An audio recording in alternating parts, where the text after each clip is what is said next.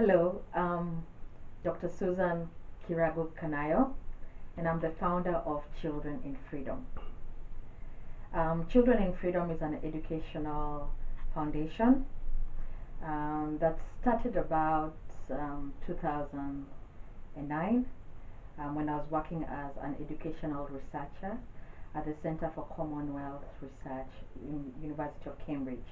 Now, we had some projects that I was involved in Kenya, some around, one around sex education curriculum, and another on how exploring how children who come from disadvantaged backgrounds stay on in school.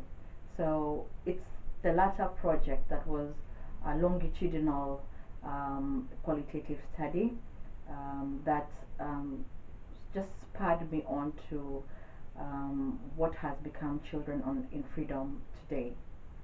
Now, we were following from 2009, we selected about 90 children in, 16 countries in about, I think, four counties in Kenya, and we were following them.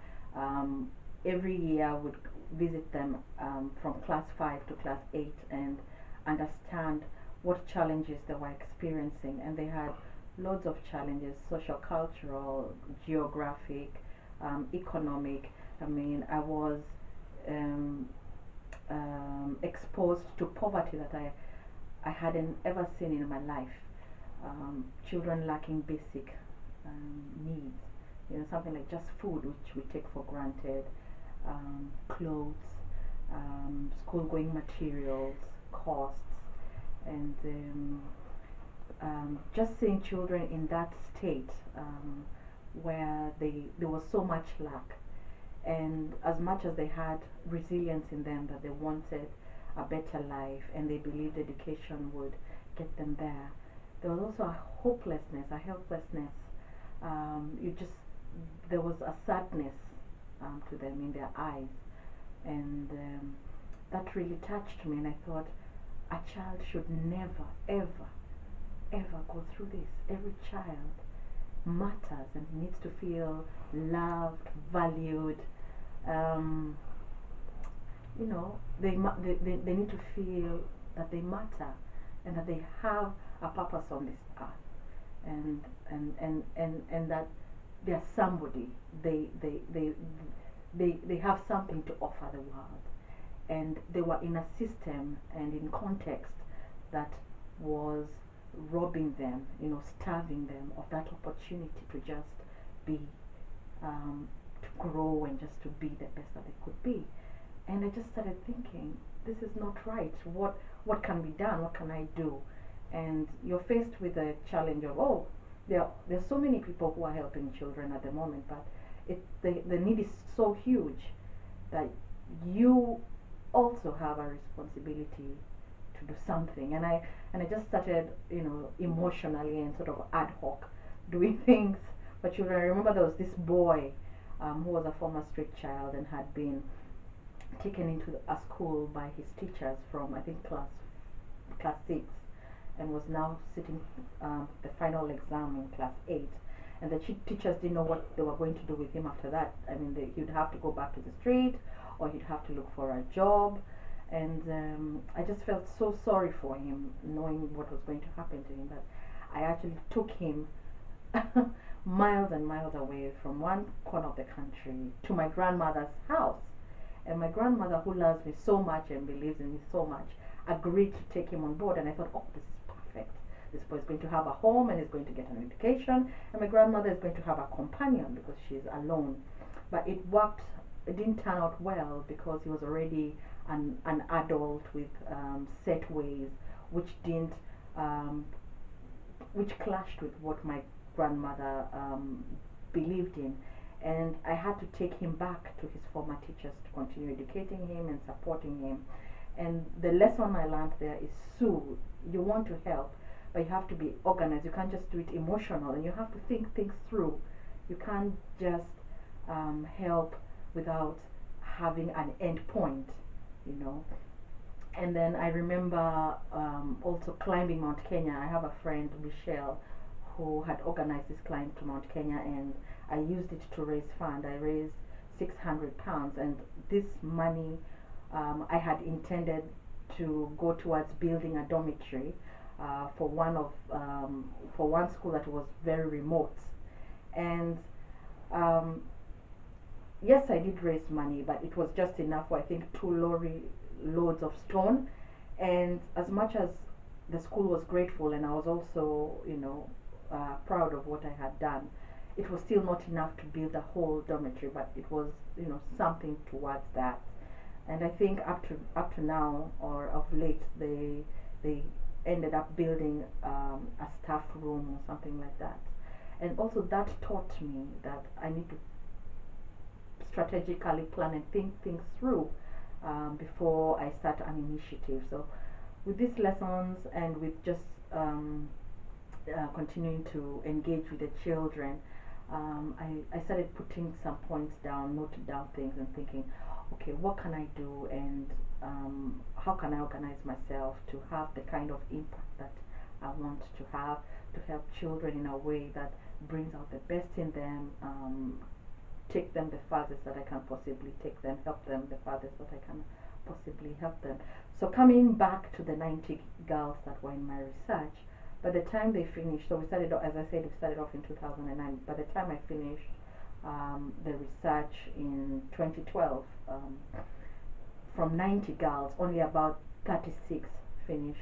And from that 36, only 11 passed, got 250 marks out of 500. And out of those, I was able to have resources to educate 7. So 7 children are in Form 1. But you can see there were many others who I couldn't help. Because I had been engaging with these children for 4 years, I knew that they were genuinely poor. And with more resources, I would have been able to take many on board.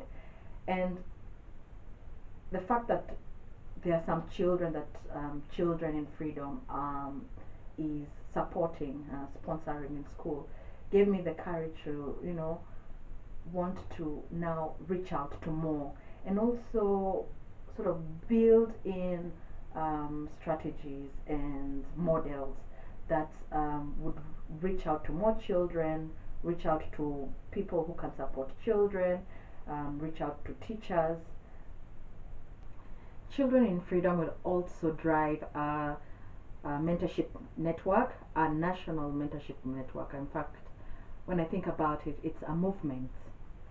The research that my colleagues and I did showed the importance, how crucially important mentorship is for a child. It didn't even matter the duration that the mentor, the role model, had with a child, even if it was just one meeting or a pep talk from invited speaker. That is something that really encourage the child. It's like they could aspire for something higher. And I was just thinking, there's so much capacity amongst ourselves, amongst Kenyans. And I know so many people who are doing very well in their life. They've gone through the education system back in Kenya. They have grown to, they're excelling in their fields. And it would be a privilege, an honor for them to have an opportunity to go back to their schools, their primary schools in the villages. Some are from the villages, or even if it's in town, go back to your local school where it all began and encourage these children. Go back to your secondary schools, go back to your universities and encourage children. Go back to your kindergartens, just in the local area. Let us use the human capacity capital, our expertise, our strengths, our knowledges. Let us now give back, go back to the children and back, and encourage them and tell them you can make it. And also let's go back knowing that we want to encourage talents. So we don't want the children to feel boxed in an academic system. So if you're good in academia, well and good, that's great.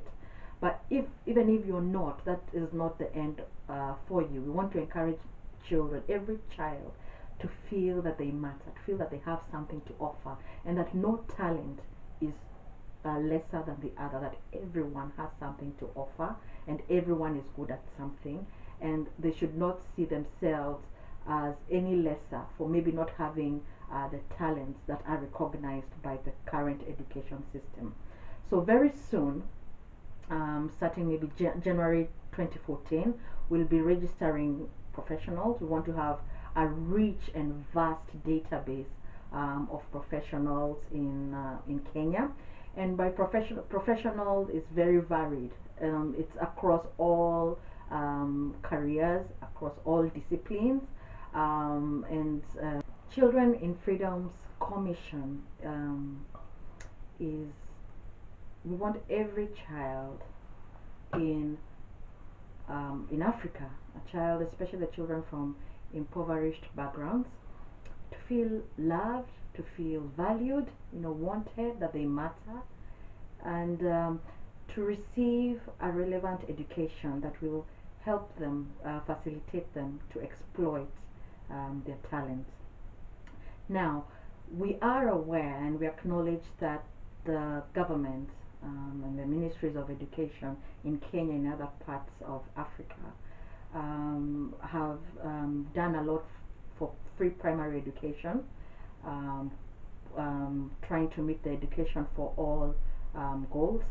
And as much as this has increased the number of children going to school, it has brought down the quality of education.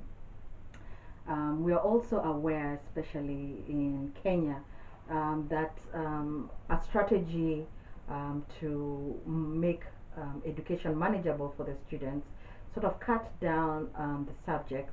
And at the moment, I think there are six subjects in primary school, and that's English, math, Swahili, I think sciences, social studies, and religious education. And what was cut out are those subjects that sort of explore, nurture, grow creativity and talent, the music, the arts and crafts, the home science, things I did while I was growing up are no longer in the education system. And then we are also aware that there are a lot of NGO, non-governmental, not-for-profit organizations that have also come in to sponsor children, and I think that's important. We are also, as Children in Freedom, we are doing that, but we are doing it as a short-term goal. I believe most of this sponsorship is taking back children into a system that really needs improvement, that doesn't work. So our goal is big, it's huge. We want to be able eventually to set up our own Children in Freedom Centers of Talent, where we'll have a curriculum which appreciates academic part of learning, but also will grow the talents of children. We have on board for support trustees and critical friends who believe in this kind of education, people who are not geared towards boxing children within grades, taking out the uniqueness and the creativity and the what makes you who you are, out pro talent, following a pro talent curriculum that will bring the best out of children and help them exploit their God-given talents.